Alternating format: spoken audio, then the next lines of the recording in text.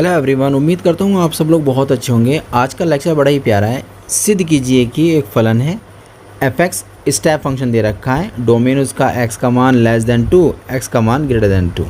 ठीक है, x बराबर 2 पर सतत है, ये हमें चेक करना है। तो सतत के ऊपर क्वेश्चन पेपर में तो पूछा ही जाता है, तैयार करके ऐसे फंक्शंस को आप रख लीजिएगा। तो सबसे पहले हम लोग जो फलन दे रखा होता है उसको नोट कर देते हैं कि फंक्शन हमें क्या दिया गया है। x³ - 3 वो कहता है जब x का मान या तो 2 हो या 2 से छोटा हो x का मान, तब आप इसे लेंगे। x² + 1 ये फंक्शन आप कब ले सकते हैं? जब x का मान 2 से बड़ा हो। ठीक है, और x बराबर 2 पर आपको चेक करना है। अगर मैं यहाँ पर रफली आपको समझा दूँ एक छोटी सी बात कि जैसे x बराबर 2 है, इधर मान जो होंगे ना -∞ की तरफ होगा, इधर जो होगा +∞ की तरफ होगा, यानी कि इधर की वैल्यू x से छोटी होंगी।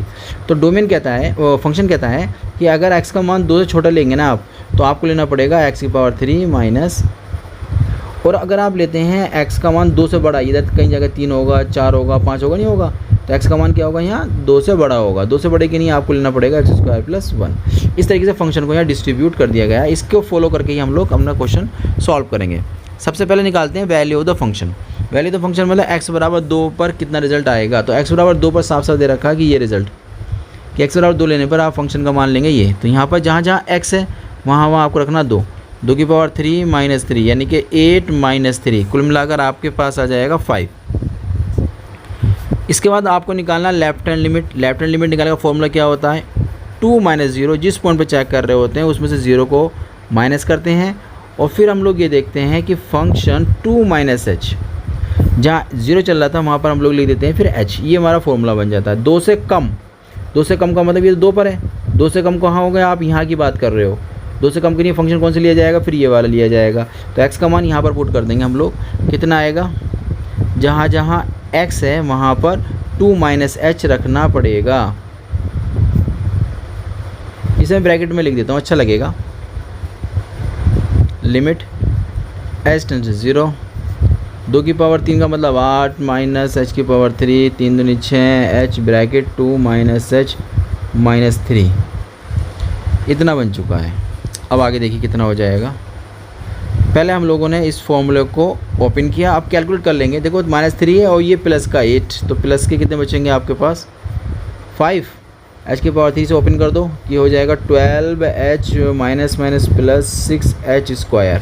इतना हो जाने के बाद ना भाई सारी कैलकुलेशन हो चुकी है। अब बस सिर्फ लिमिट लगानी, तो लिमिट लगा दीजिए। 5 माइनस यहाँ h³, ये भी 0, ये 12, ये भी 0, प्लस यहाँ h है, यहाँ भी 0, तो कुल मिलाकर ये रिजल्ट आ गया आपका 5।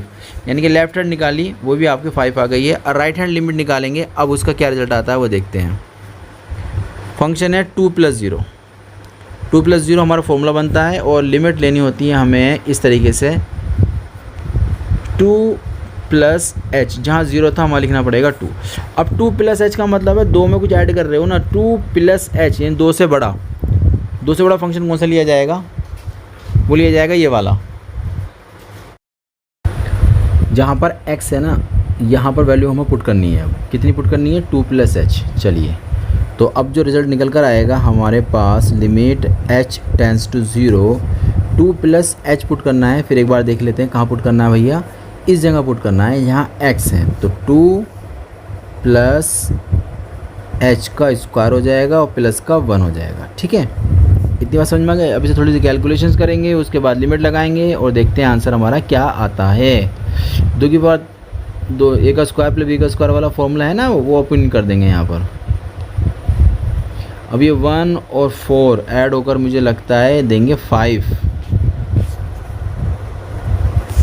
5 दे देंगे, और ये प्लस का h² हो जाएगा और प्लस का ये 4h हो जाएगा। अब लिमिट लगा दीजिए, बस लिमिट हो जाएगी 5 + 0 + 0, कुल मिलाकर रिज़ल्ट आ गया यहाँ पर 5।